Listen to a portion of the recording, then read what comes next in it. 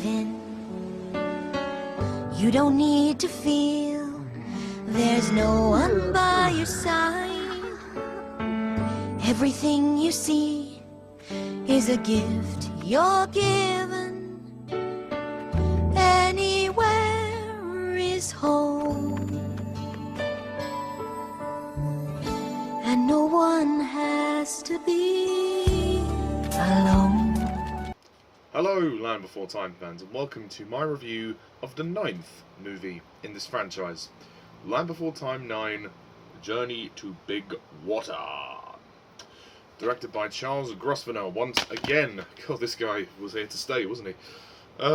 So, the basic plot of Journey to Big Water is that Littlefoot befriends this little dolphin known as Mo, who gets trapped in the place called New Water because of heavy rain. And then Littlefoot and the gang have to basically get Mo back to his home. And that is the essential storyline of the film. So, Journey to Big Water, the 9th movie. This is the point where we're getting towards the end of the series. We've only got 5 more to go, so we're definitely 3/4 of the way there. With my reviews, I try to be honest. And I try to be open-minded. And there are times when, I do possibly sugarcoat things, but I try not to do that, because that's just... Why would I do that? I'm an honest person. I have to review things honestly. But there's no way I can really sugarcoat this film. Unfortunately, Journey to Big Water, in my opinion, not a very good film. It's not terrible. I don't hate this movie. I don't think it's a piece of shit. It's not that bad, but it was a very mediocre film following the previous film, which was actually quite good. It had quite a lot of heart and emotion between Ducky and Spike. This is kind of nothing. The relationship between Littlefoot and Mo and the gang is kind of interesting, but it doesn't really go anywhere. There's a bit of conflict between Littlefoot and the gang because he claims that Mo is his new best friend. Yeah, Littlefoot, dick move, you shouldn't have said that. So there's a small bit of tension there, but it's never taken very far. If you're going to say that Littlefoot, if you're going to have that, okay, use that as tension.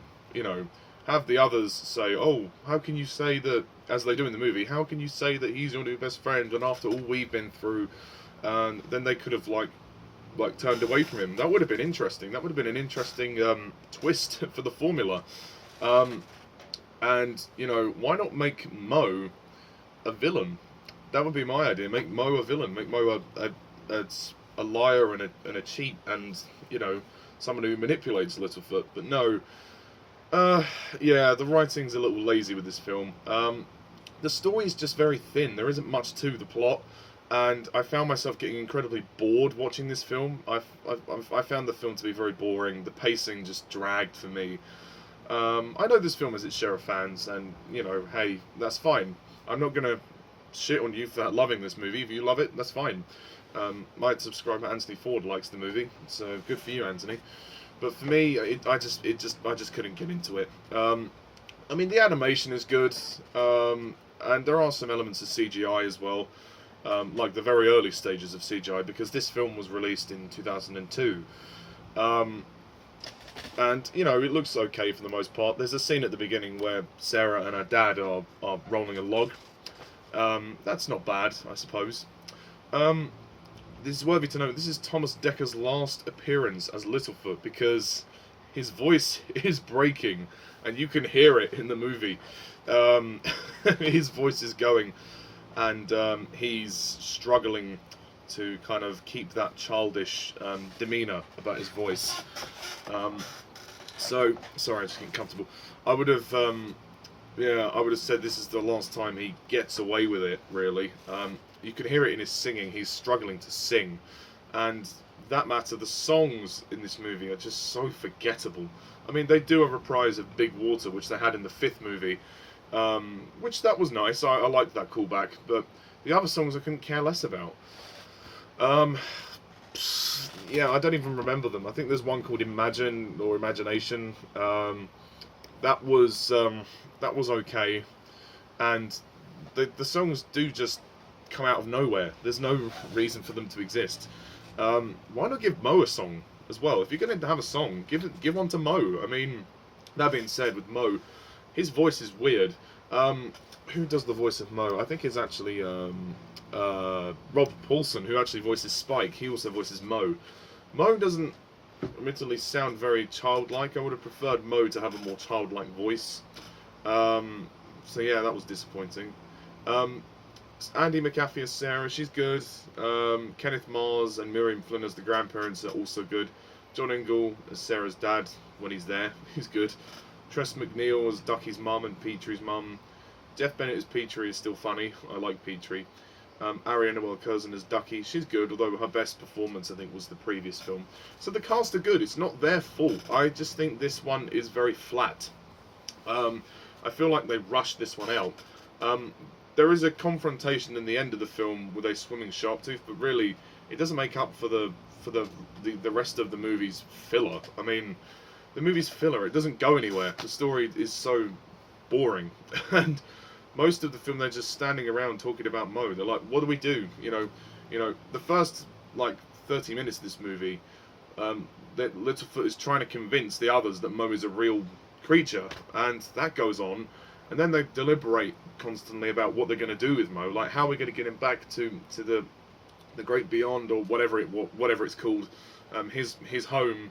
And then it's just like, oh, it goes on, and then we finally get some excitement, and then the movie's kind of over by that point. It's just like, there's no tension in this movie, like, especially with Littlefoot and Mo, there should be some tension in their relationship. I mean, it is kind of sad to see them say goodbye to each other at the end, but not as impactful as it could have been. The writing of this film is very lazy. They've just rushed it out, they've shoved it onto video, and hoped for the best. I mean, this is the 9th movie now. You get the sense that it's starting to tire now. The writers are struggling to find any new ideas. They're kind of struggling to keep this going, and it shows. It really shows. I think that Charles Grosvenor dropped the ball here with his direction. It wasn't as good as his previous few movies. But yeah, I mean, I don't hate it. I think it's okay.